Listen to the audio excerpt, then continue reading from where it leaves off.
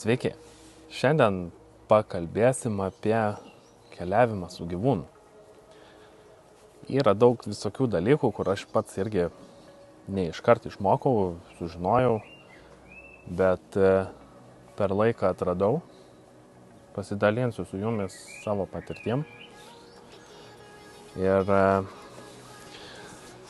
šiaip ką, visi žinom, aišku, kad gyvūnas jisai turi biškį pasisioti, sustoti kartais, ar ką, žinai, kas porą valandų.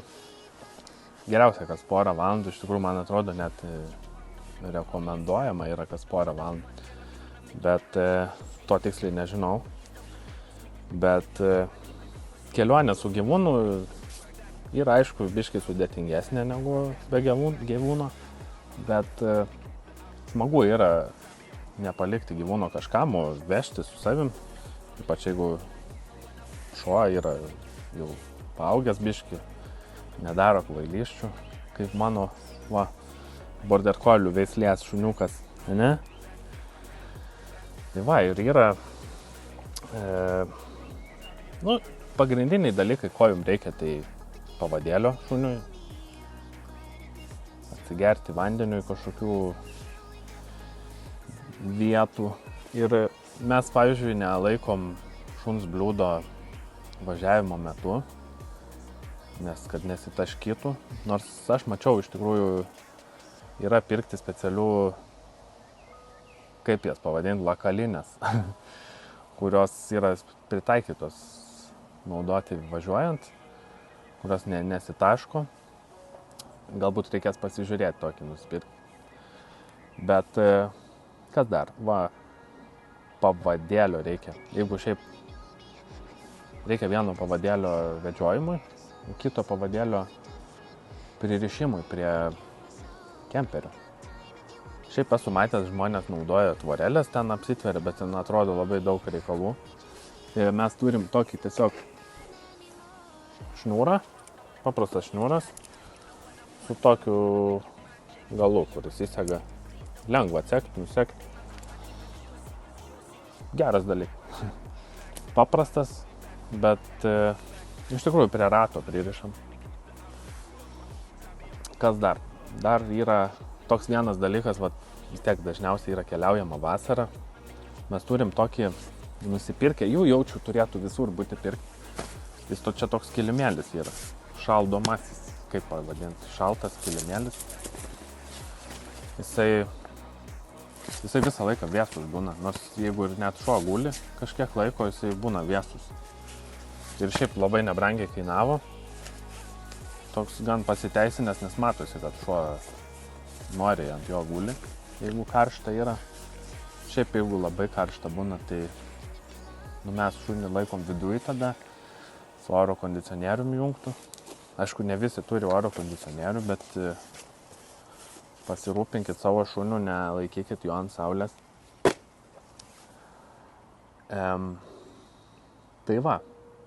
Dar yra vienas dalykas, iš tikrųjų tą dalyką atradau ne iš karto, bet kai atradau, netgi namuose tą patį dalyką naudoju. Žiauriai geras. Radom pirkti siurblį. Tokį, čia jis pakraunamas yra. Veikia jisai neilgai vienu pakrovimu. Bet taip kemperiui išsisiurbti užtenka. Šiaip ta galvutė labai gerai nuima plaukus, pavyzdžiui, nuo sofučių, nuo visur. Iš tikrųjų ir šiaip tokius trupinius kažką ten kemperį nereikia didelio turėti to siurblio. Bet šitas tikrai pasiteisino. Čia yra Bissell firmos Pet Hair Eraser. Toks tikrai geras daiktas ir šiaip nekainavo labai daug, man atrodo, ten tikrai pigus buvo. Ir šiaip kas turit vaikų, gal su vaikais irgi būna, kad vaikai trūpina viską, valgo ten, taip ateini, tik tai cak, nusiurbė. Šiaip sakau ir namuose, netgi ant tiek geras, kad net namuose jį naudoju. Aišku, grindų nesiurbiu su juo, bet šiaip nuo sofos kažkur, arba jeigu vaikas kažką ten pritrūpina, tik tai greitai, labai. Geras dalykas, iš tikrųjų rekomenduoju. Šiaip tokį, man atrodo, ir kemperį pasikrauti, ten galima būtų kažkokią adapterį nusipirkti. Taip. Kas toliau? Yra vienas dalykas dar labai svarbus, iš tikrųjų, žiauriai svarbus. Ne tik gyvūnam, bet ir žmonėm. Įsigykit tokį erkių ištraukėją. Jis maždaug tai atrodo. Paprastas toks. Labai pigus. Mes turim jį vaistinėlėje kemperį. Šiaip teko su juo traukti ir savo erkę, ir ne vieną kartą šuniui iš tikrųjų. Šiaip kas Norvegijoje esat buvę, turbūt žinot, kad čia yra erkių nemažai. Šiaip visur jų yra, bet būna dažniausiai kažkur sustoji pavedžioti šunį ir būna koks nors pakanalė kokia kanalas. Ten erkės mėgsta ir šuo, aišku, eina vandens atsigerti ir įkliūna. Šiaip iš tikrųjų labai rekomenduoju, nes yra buvę, mes neturėjom ir įsisiurbė šuniui kažkur į nosį ar į galvą. Labai buvo sunku ištraukti be šito. Su šito tiesiog tai užkabini, pasukai, išsitraukia viskas iš karto.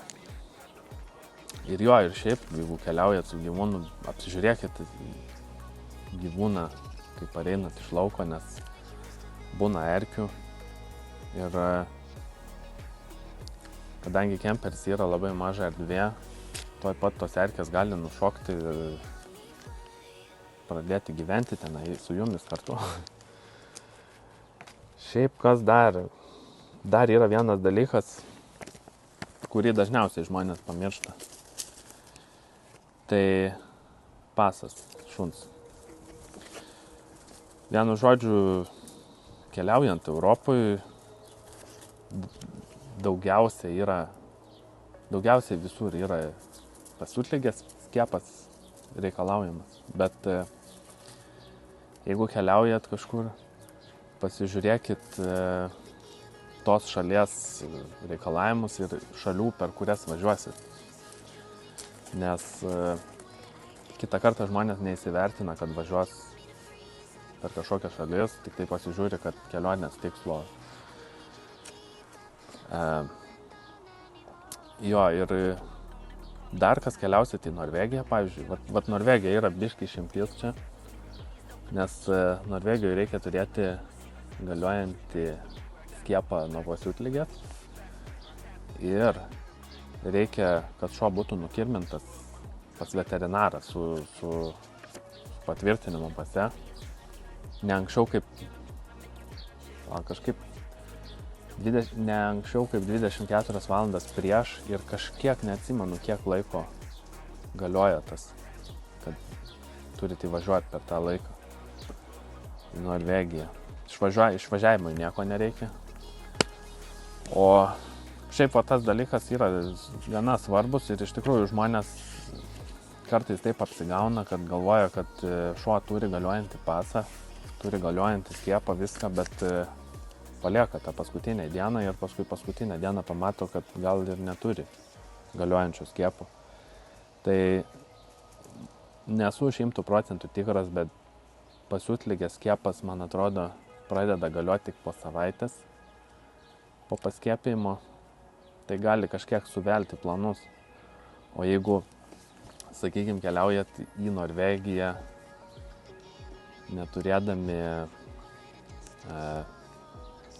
nukirminimo, tai jeigu jumis sustabdys ir patikrins ir neturėsi to dalyko, gali būti, kad šuo turės keliauti į karantiną, o jūs tęsti kelionę. Esu girdėjęs tokių atvejų, pats nesusidūriau, bet ir nesusidursiu, nes iš tikrųjų prieš ruošdamasis važiuoti kažkur visą laiką, iš tikrųjų pirmas dalykas būna, 2 dalykai būna, kuriuos iškart padarau, kai tik jau pradedam planuoti, tai šuniui pasą patikrinu ir užsisakau žalią kortą draudimui. Tai va, tiek informacijos. Ir iš tikrųjų dar pamiršom patys svarbiausia, kaip transportuoti gyvūną kemperyje. Šiaip labai nesiskiria transportavimas nuo šuns automobilyje paprastam. Yra visokių sprendimų, aišku. Vieni transportuoja ten ant sėdynės, ten prisegta diržais. Bet šitas variantas turi vieną labai minusą didelį, kad jūs važiuodami turėsit sustoti ir turėsit pavedžioti šunį, o sakykime, lyja laukia ir jūsų šuo pareina, sėdasi ant sėdynių, šlapės. Jūs aišku jį apsausinsit viską, bet tas nepadės iš tikrųjų, turėsit bardaką. O būna aišku pirkti visokių apklotų sėdynėms, bet man irgi taip kažkaip nepatikimai atrodo, nes manau, kad vanduo, purvas labai greitai vis tiek randa kelią į sėdynės. Tai mes ir automobilyje transportuojam šunį narve, bagažiniai, bet kemperį, čia buvo klausimas, kai nusipirkom kemperį, kaip transportuosim šunį. Tai buvo aišku visokių minčių ten gal ant sėdynės, bet sėdynės kemperio yra šviesios, tai galvojau, kad čia yra tik vienas kelias, ne ant sėdynės. Tai iš tikrųjų daug būna, galima pasidaryti kažką. Galima, kai būna garažas ir lova viduje viršui ir apačioj garažas būna, galima gražiai išsipjauti kokią angelę. Ten viduje, nežinau, kažkokį narvą gal įdėti ar kažką, kad šuo galėtų įeiti, išeiti. Ir tas gerai yra, kad šuo ir naktį turės kur miegoti, nes jisai vis tiek jam turbūt pripras jisai prie to narvo.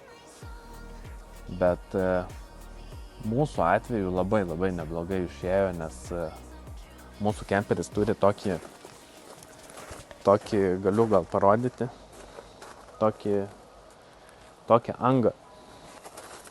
Čia buvo tokios durelės, nežinau, čia jos batam gal laikyti ar kažkam, bet mes įdėjom guolį į vidų ir tiesiog jam ten patinka iš tikrųjų. Jisai, kai yra įpratęs narve būti, tai jam ne problema čia yra. Ridai. Važiuosim? Važiuosim, davai. Taip, kur eini? Į vietą. Davai. Va. Jis taip va, įsitaiso. Gulėt. Gulkis. Gulkis, Ir jisai yra neklaužada iš tikrųjų, jisai neklauso. Ne? Čia šiaip buvo labai geras sprendimas, iš tikrųjų jisai aišku pradeda nuobodžiauti ir nebesėdi tam guolyje, pradeda vaikščioti biškį per saloną, bet gal nieko tokio, aišku gal negerai, bet šiaip sprendimas, tai manau, kad jisai yra toks pat saugus, kaip sėdėtų, kad narve automobilyje. Tai, ne? Esi saugus? Tai jo. Ir, netgi esu tokį matęs dalyką, iš tikrųjų, Vokietijoje. Vienoj kemperių parodoj buvo, vienu žodžiu, šalia garažo durų, išorėje išpjovė skylę nedidelę, įdėjo ten langą. Aišku, tas langas ne toks visai kaip kemperinis, bet toks, kur neatsidaro nieko. Tai tokį langą įdėjo ir vienu žodžiu padarė narvą garaže. Ir kai šuo važiuoja, mato per langą. Tas aišku, gal šuniui nelabai būtina yra. Bet jo, sakau, sprendimų yra, reikia tik gerai pagalvoti. Manau, kad toks sprendimas, kad išsigręžti, išsipjauti skylę garaže ir turėti, kad šuo galėtų iš salono įeiti į garažą, kažkokią tokią angą, groteles kokias uždėti galima. taip ir šuniui būtų geriausia, nes pats šuo, jisai jeigu neturi savo vietos, jisai vaikšto pirmin atgal, jisai visą laiką susiras, aišku, kažkokį kampelį, bet čia tokia būna vieta, kur ir kai nubaudi šunį, gali sakyti, eik ten. Ir dar buvo toks dalykas, kad mažam turėjom prikabinamą namelį, prieš tai nedidelį. Ir nebuvo šunių vietos. Iš tikrųjų, miegodavo jisai ant lovos, nes tiesiog mažas namelis buvo. Jeigu naktį eini į tualetą ar kažką, jis guli ant grindų, ten užkliūvi, ten pašoka, jisai būdavo tokia biški painiava. Ir tas šuo, aišku, nesijaučia toks saugus, nes visą laiką miega, gal galvoja, kad tuoj užlips man ant galvos kas nors. Tai va, ir tiek, ir peržvelgiam tokius pagrindinius dalykus. Tai va, bet sakau, pasižiūrėkit, pasitikrinkit dokumentus, žinokit, kokie reikalavimai yra keliaujant. Ir viskas, ir ką, ir geros jums vasaros. Pafollowingit mane Instagrame. Čia aš Petras. Ir ką, linksmos vasaros.